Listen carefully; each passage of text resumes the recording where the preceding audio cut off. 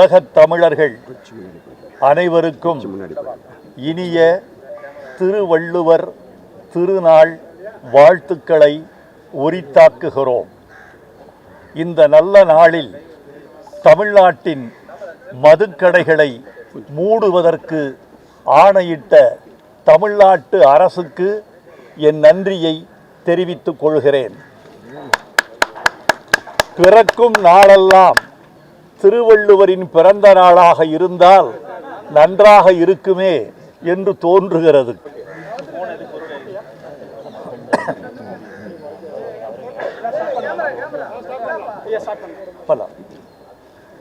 உலகத் தமிழர்கள் அனைவருக்கும் இனிய திருவள்ளுவர் திருநாள் வாழ்த்துக்களை உரித்தாக்குகிறோம்.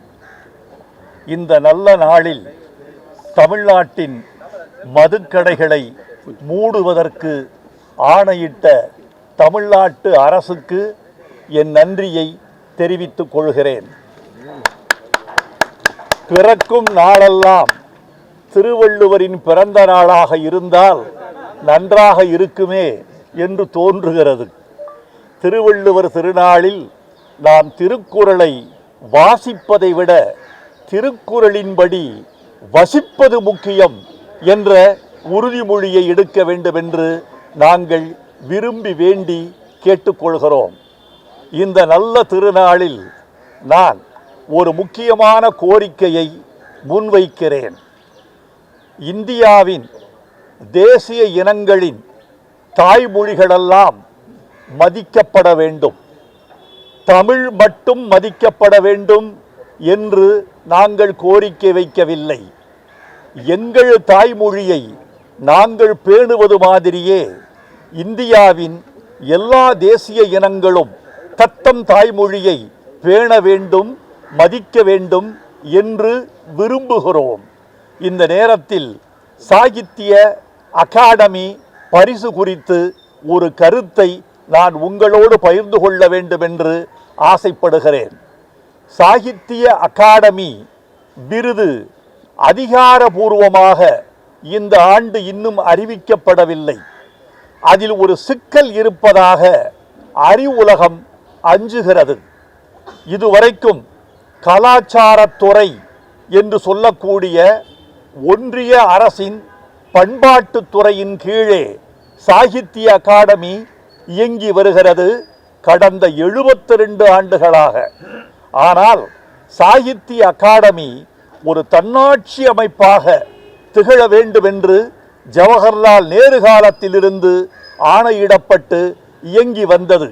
ஆனால் இப்பொழுது அதை ஒன்றிய அரசின் பண்பாட்டுத்துறை தன் கீழ் கொண்டு வர வேண்டும் என்று கருதுவதாக எங்களுக்கு தோன்றுகிறது.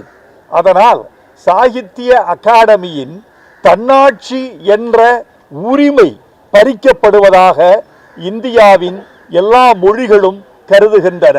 இது படைப்பாளிகளுக்கு, படைப்பாளிகளின் சுதந்திரத்துக்கு எதிரானது என்று அறிவுலகம் கருதுகிறது, இலக்கியவாதிகள் கருதுகிறார்கள்.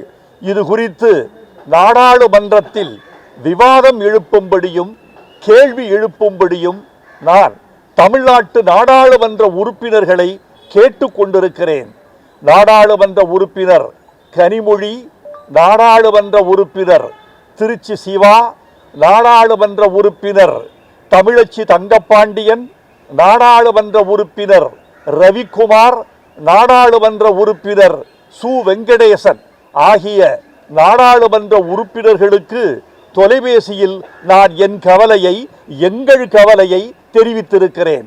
நாடாளுமன்றம் கூடும்போது இது குறித்து வினா எழுப்பி இந்திய தேசிய மொழிகளின் உரிமைகளை மீட்டுத் தருமாறு நான் அவர்களிடம் கோரிக்கை வைத்திருக்கிறேன்.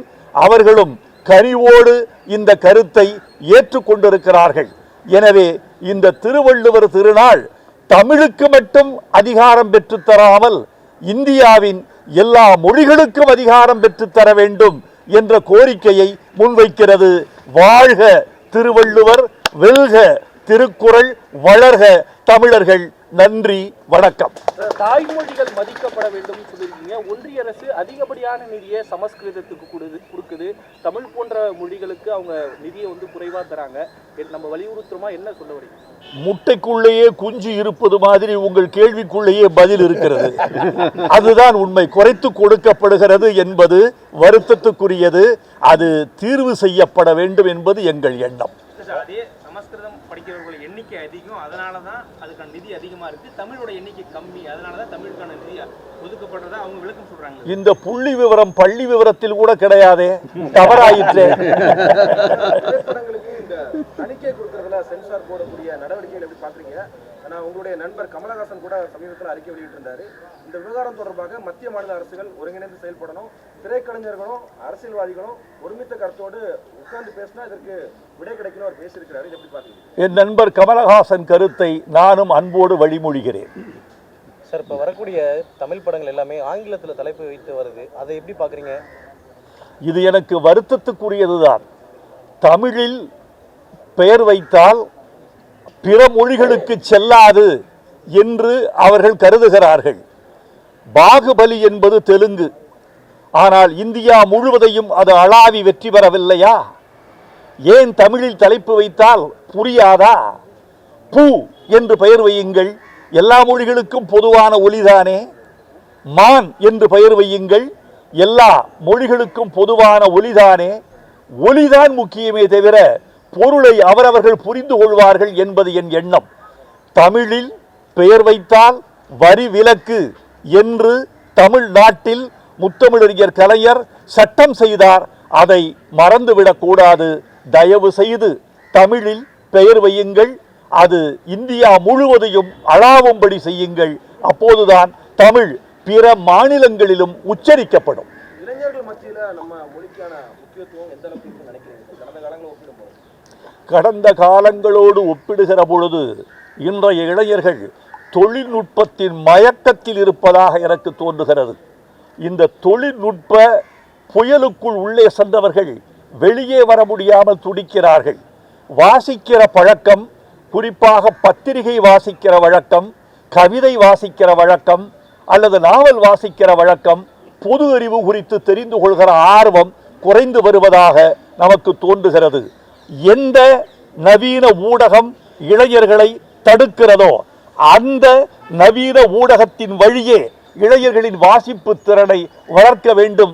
அதற்கான திட்டங்களை அரசும் கல்வி நிறுவனங்களும் வகுக்க வேண்டும். இந்த காலகட்டத்தில் கூட சினிமாவில் தன்னுடைய கருத்தை சொல்றதுக்கான அந்த தடையா இருக்கிறது பாக்குறீங்களா? தணிக்கை குழு, அது நிறைய விஷயங்களை தணிக்கை குழு பண்றாங்க. சினிமாவில் அரசியல் தலையீடு நிறைய இருக்குன்னு நினைக்கிறீங்க தணிக்கை குழுல?